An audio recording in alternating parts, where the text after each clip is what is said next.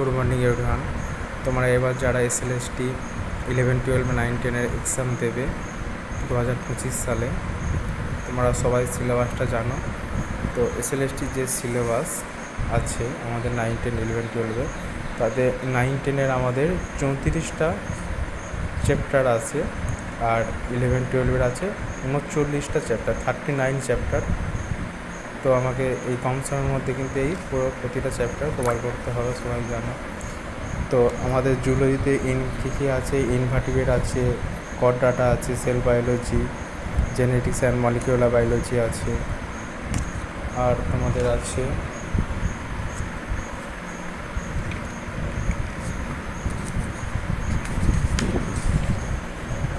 Developmental biology, evolution, adaptation and distribution, ecology and wild life.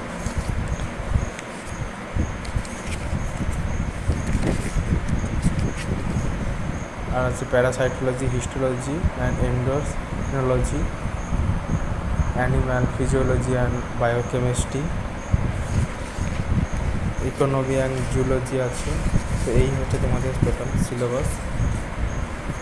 এই syllabus 9, 10-এর এটা syllabus তোমাদের, আর 11, 12-এর সিলেবাসটা আমি তোমাদের নেক্সট আগের যেইতে আলোচনা করেছি। তো এখানে আছে তোমাদের ইনভার্টিব্রেটসের মধ্যে তোমাদের আছে classification of major phyla up to subclass with example. তো এর মধ্যে তোমাদের আছে তোমাদের নিডারিয়া, যেমন তোমাদের এখানে আছে পরিফেরা, নিডারিয়া, মোট তোমাদের 13টা আছে এখানে। Porifera, Cnidaria, Ctenophora, Platyhelminthes, Nematoda, Annelida, Arthropoda, Mollusca, Echinodermata, Hemichordata, Chordata. তো তোমাদের কাছে যাদের কাছে 9, 10-এর বইটা আছে, ও এটা খুব ডিটেলসে কিন্তু খুব ভালোভাবে দেওয়া আছে, বা তোমরা নিজেরা নোট বানাতেও পারো।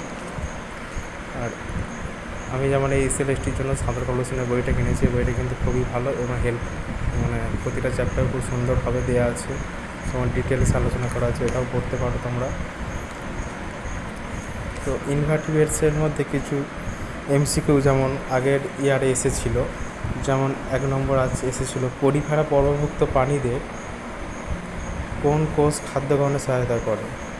এটা প্রিভিয়াস ইয়ারের কোশ্চেন। কোয়ানোসাইট, সঠিক অ্যান্সার হচ্ছে কোয়ানোসাইট।